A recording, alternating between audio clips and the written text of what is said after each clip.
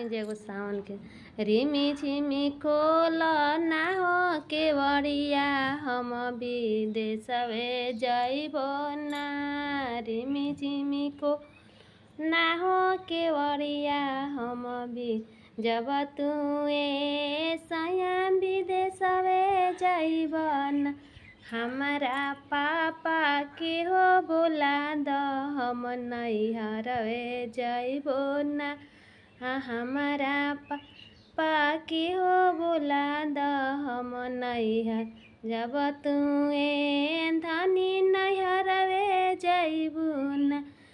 जातना लागल बाहो कमैया ओतना दे के जइहन।